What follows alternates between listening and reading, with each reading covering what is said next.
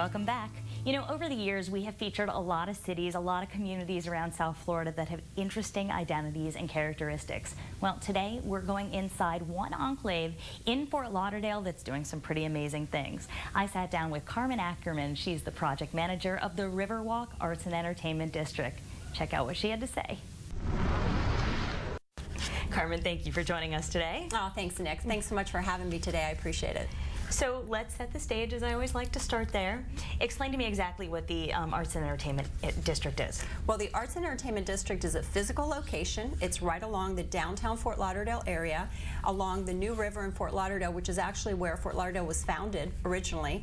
And we have all of these fantastic venues. We have the Broward Center for the Performing Arts. We have the Museum of Art.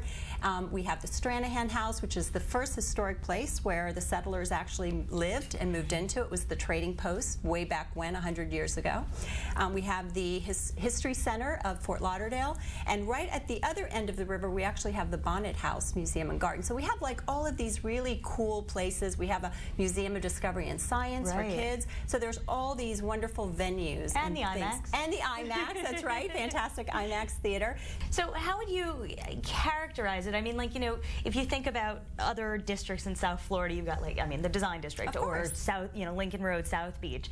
What makes this district unique and give it its character? I think what makes it unique is that we have a little bit of everything. We have a little bit of history thrown in with a little bit of art, thrown in with some performances. So there's all kinds of cool things. Some of it is free. For example, the first Sunday of every month, you can come on down to the Riverwalk and you can experience Jazz Brunch, which is all along the Riverwalk. We have music, we have vendors, we have food going on. So, I mean, there's all kinds of things. And some of it is performance driven. We have amazing concerts. We have a great Broadway series. We have all of these really cool children's events, like if you want to do a family fun series for your kids. So there's all these really fun things to do. And what makes it special is that there's a little bit of everything. It's very diverse. So there's something for everyone. But it's incredibly culturally rich. Incredibly culturally rich. You know, you could spend an entire day. You could come and hang out at the Museum of Discovery. Then you could do a river ghost tour on a Sunday evening. You could take in a great concert like a Natalie Cole, who's coming, you know, later on in the season. I mean, there's just all kinds of really fun things. Makes it very special. Now, one thing I actually like about the district that I think is different than a lot of other places in South Florida is the water taxi. It's like you can use the water taxi. Can you talk to me a little bit about that? Absolutely. You could come, you know, what's really fun about Fort Lauderdale, first of all, you know, we're the Venice of America. So that makes people it really... forget that. Yeah, people forget that, but it's such a cool thing because we have all this intra-system of canals and all this way to get around, and we use it. We use it through using the water taxi. So you could hop on the water taxi. You could actually buy an all-day pass. You could hop on and off. You could go to the IMAX theater to catch your favorite film. Then you could go down across the river and have a cocktail somewhere. Then you could come back and maybe do the Museum of Art for an afternoon exhibit, and then round off by hopping back on it and having dinner somewhere along the intercoastal. So there's so much to do. The other way that we can get around in the downtown area is through the Sun Trolley. You know, the Sun Trolley really provides such a wonderful opportunity. People can hop off. Some of the rides are actually complimentary. Some are like as cheap as 50 cents.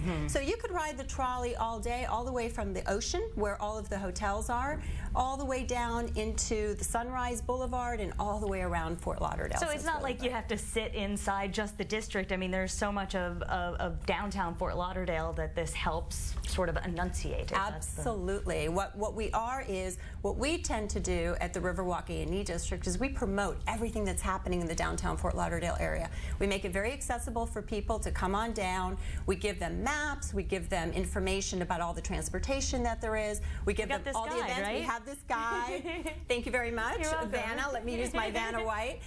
What we do with this guide is once a year. It's actually coming out November, December this year. We promote everything that's going on in the district within the year.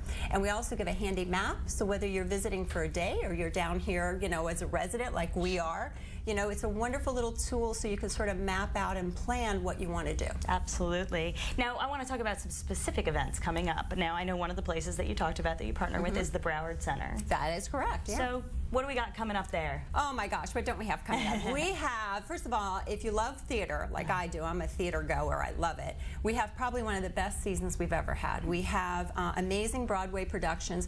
One of them, as a matter of fact, War Horse, which is still playing to sold-out audiences on Broadway. we are making the first South Florida debut. It's going to be right here in Fort Lauderdale at the Broward Center for the Performing Arts. We have Sister Act. We have $1 Million Quartet, which is Elvis, and I think I'm dating myself, but it's got all these, Jerry Lee Lewis and Elvis and all these wonderful performers. So that's just that. Then if you love classical music, you've got to come and listen and come and participate in the classical series at the Broward Center. Yitzhak Perlman, who's the world's renowned violinist, is coming in February. In addition to that, we have an amazing classical series.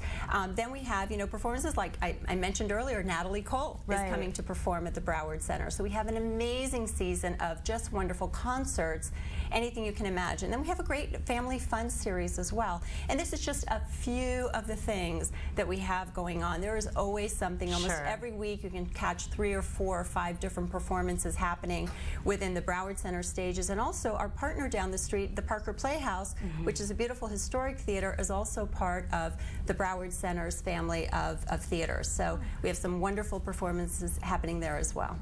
Now, we touched on it, but I've never gone in there, so if you could help me paint a picture of what the Stranahan House is. I understand its historical significance, but what's your experience like when you go to the Stranahan House? If you haven't been, you really have to go, because it's sort of like stepping back in time. First of all, it's one of the most beautiful little houses you could ever see.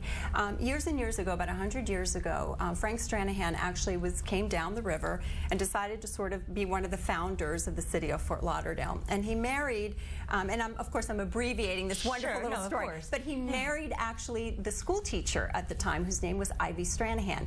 And I happen to love Ivy's story in particular because she was one of these women's libber before there was ever a women's lib movement. She used to she was a vegetarian, and she used to swim on the river, and she was just a really cool woman. And she taught a lot of the Seminole children who didn't know, obviously English or how to read and write. She taught them how to read and write.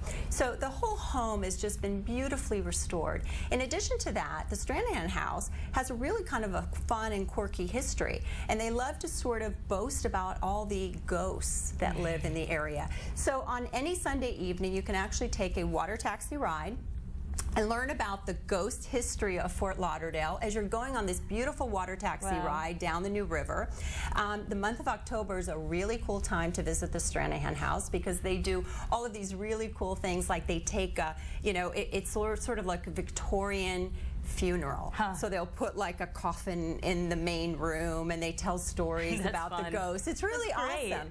And then around the holidays, they decorate the house the way a Victorian home would have been decorated, with beautiful lights and beautiful trees, and just really lovely. So it's a beautiful home, and not only is it beautiful to look at, but the history behind it and the stories that are told are really, really special. It helps you feel connected to the community, for sure. And very connected. And it's a beautiful setting right along the New River, so you have to see it. You can't miss it. I will not. Okay.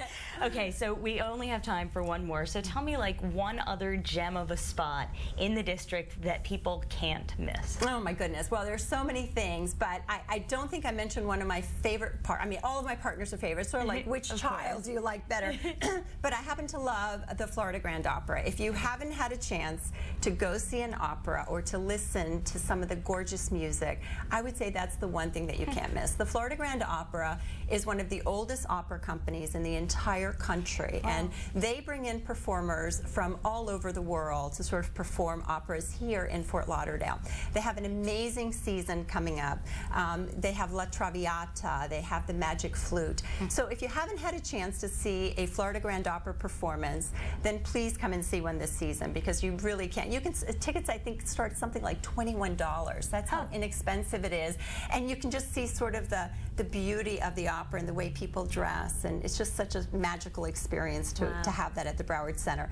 But I'm missing my other partners. I'm missing the gorgeous Bonnet House Museum and Gardens, which you can't miss because that's a Florida icon. Of course. And of course, the Fort Lauderdale History Center. I mean, that has a wonderful, the first hotel ever in Fort Lauderdale was right there. Right. So there's some really cool things. So I try to get everybody in. I hope I did. No, of course you did. And if she missed anybody, my fault. Yeah, her fault. Carmen, thank you so much. I really appreciate it. Thank you for the time. We appreciate it too.